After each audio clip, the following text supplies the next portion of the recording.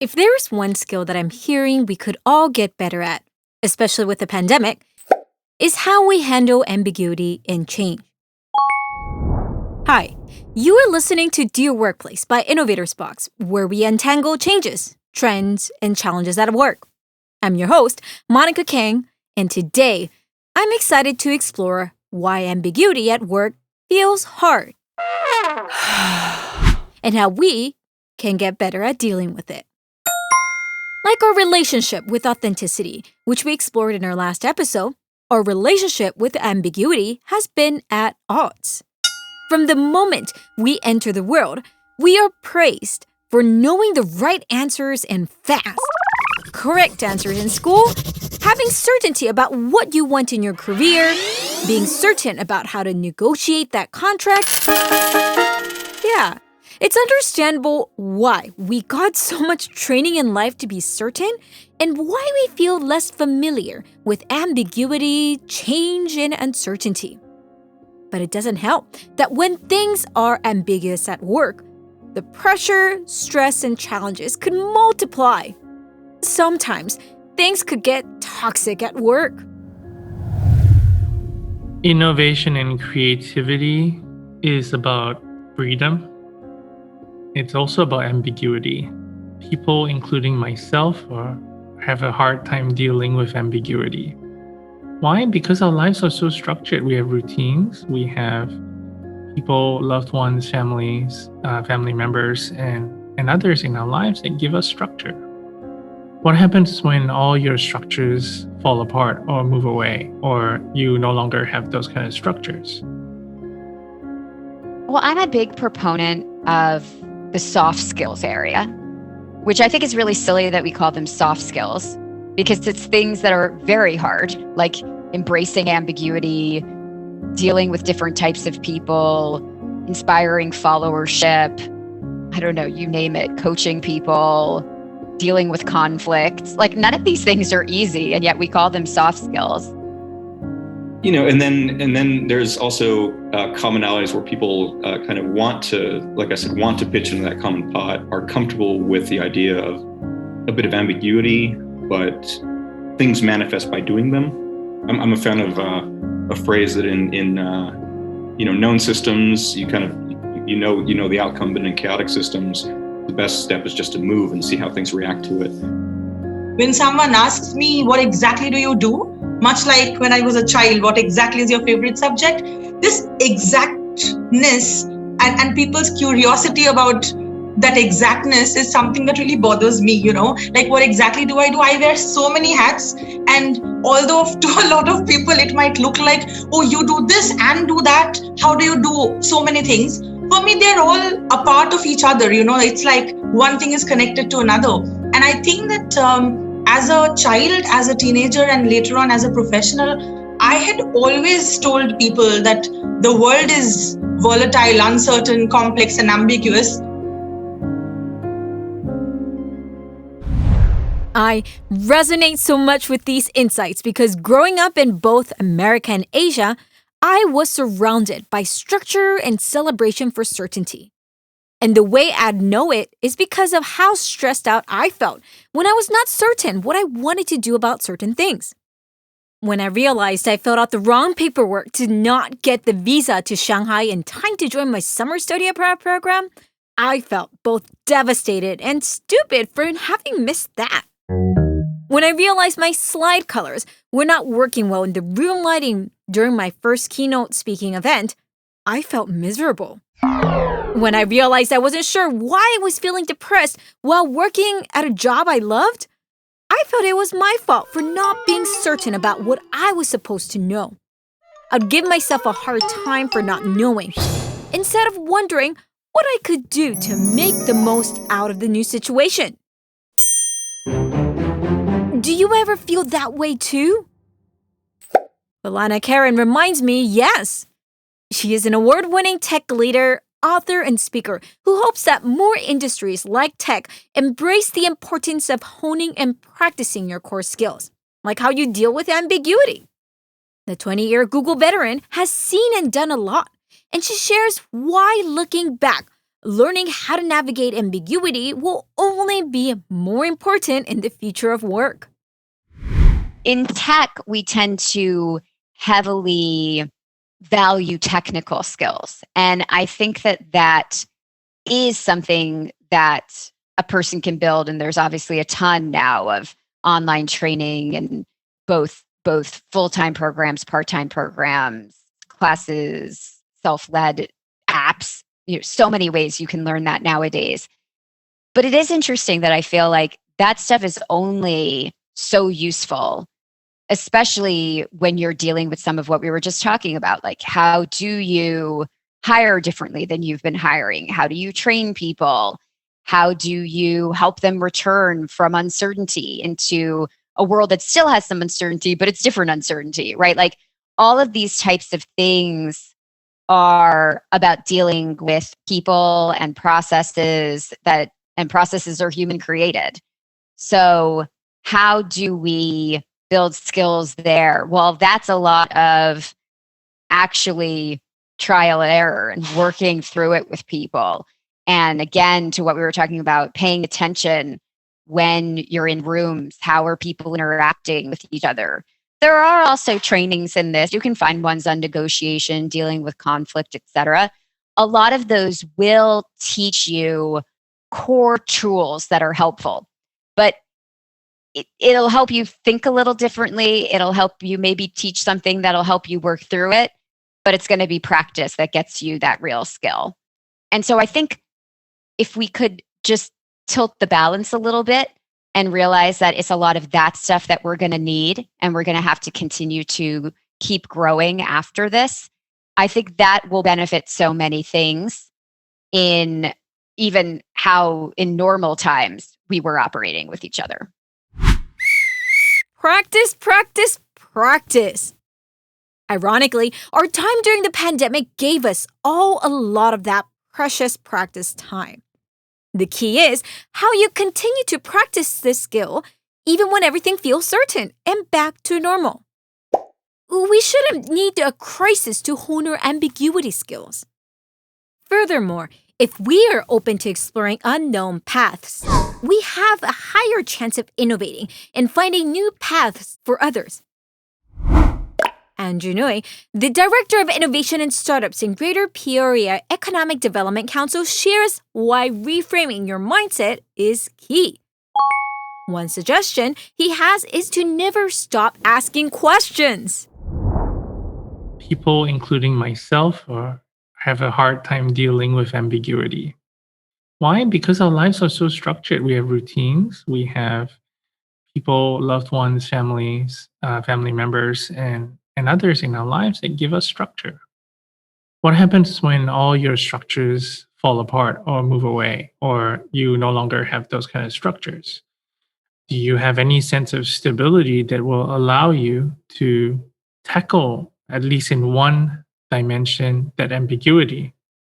And so now it becomes a bigger question of equity, right? Are we at the same starting line? Can somebody who is homeless have the same capability to engage in an ambiguous situation where you're trying to start a business? Most probably not, because there's so much instability in multiple parts of their personal lives that they have no capability or simply no mind space for that to happen. And I think, the creativity piece is also really important because, as kids, we play, we explore, we learn informally, of course. And now suddenly we discover that, hey, school has been teaching us to not be creative and to just learn by rote. For example, even in math for multiplication, there's only one way to multiply. Come on, there isn't. There are multiple ways. But just because it's not the right way or the way that the curriculum is supposed to teach, is it wrong? No. Right. So, and I guess the creativity piece also kind of parallels the curiosity piece.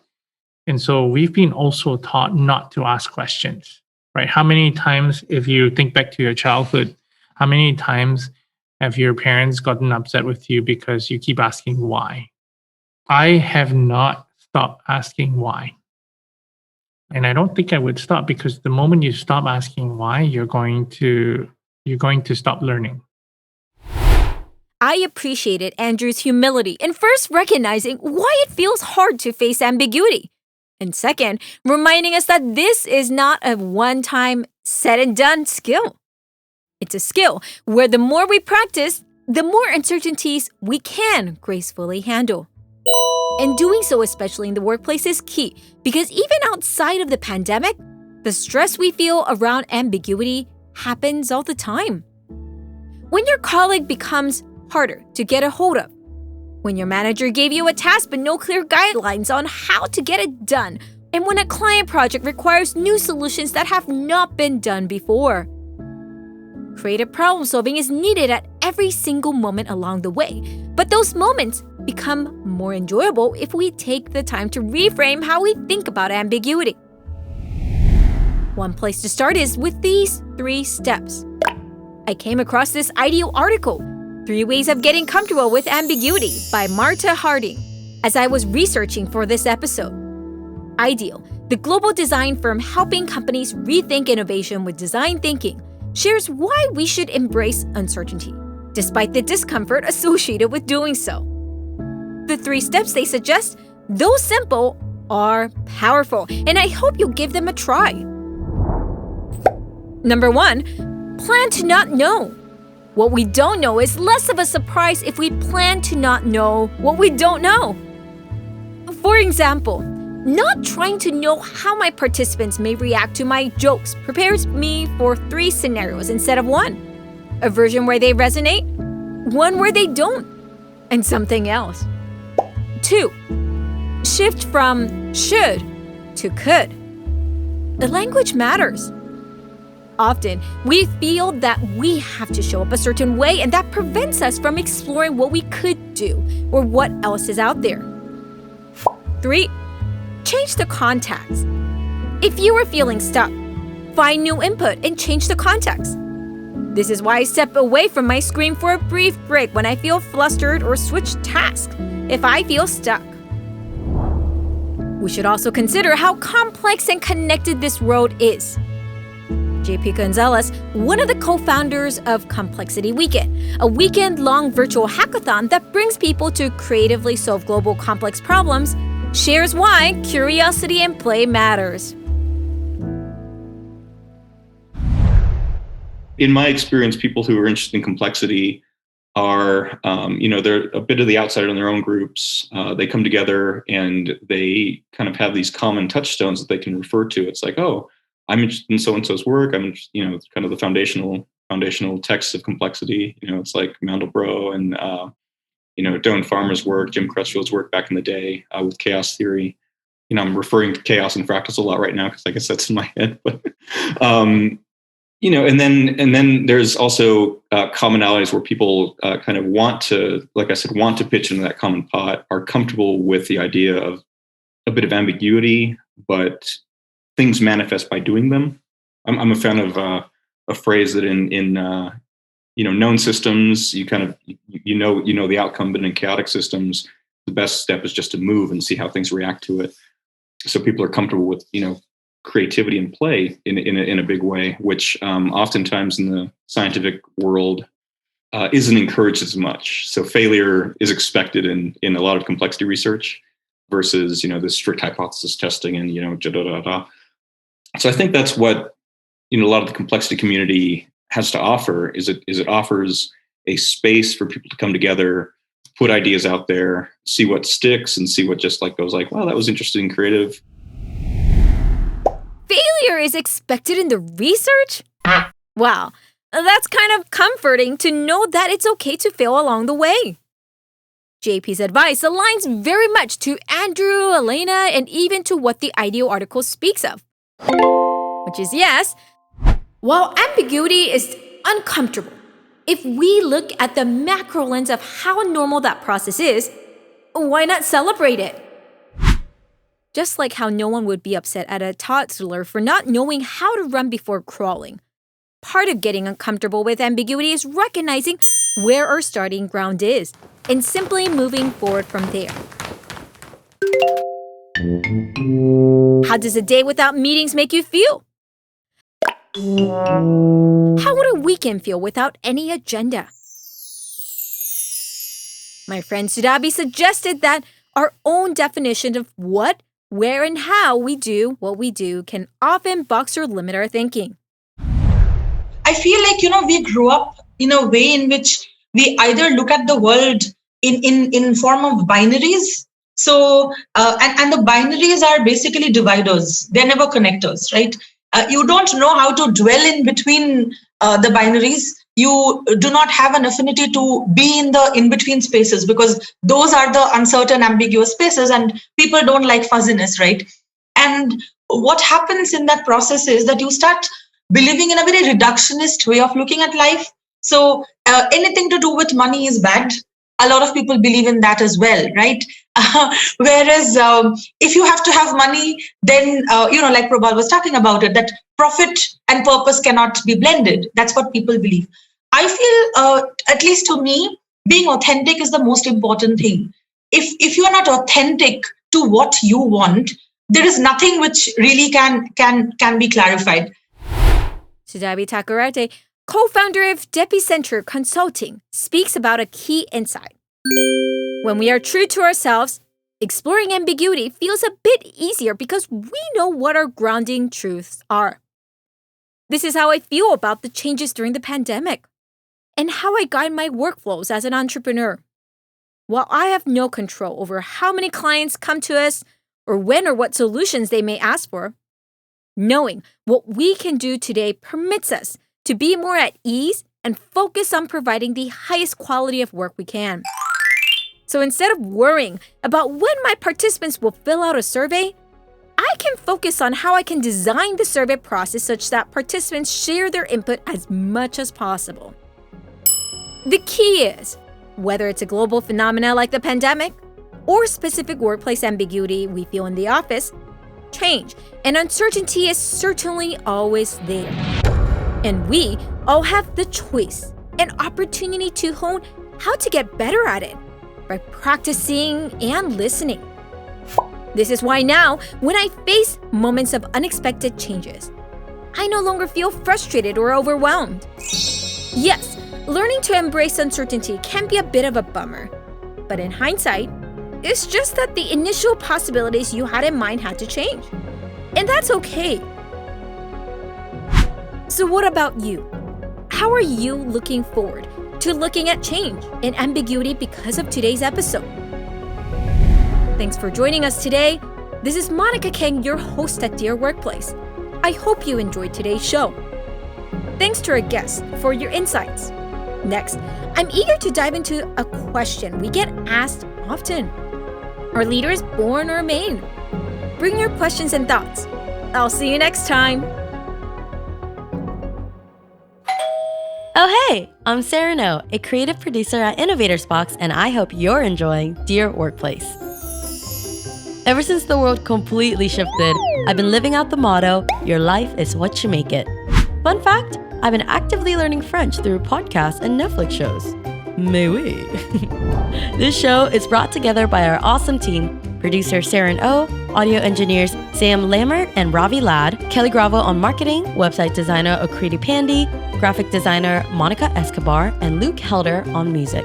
And of course, Dear Workplace is hosted and directed by Monica Kang, founder and CEO of Innovators Box. To continue the conversation of reimagining the workplace, visit us at innovatorsbox.com. Also, don't forget to subscribe, leave a review, and share. We'd love to hear what you enjoy, and I got you. Let me know what you want to hear next, and I'll convince Monica to talk about it in our next episodes. See you next week.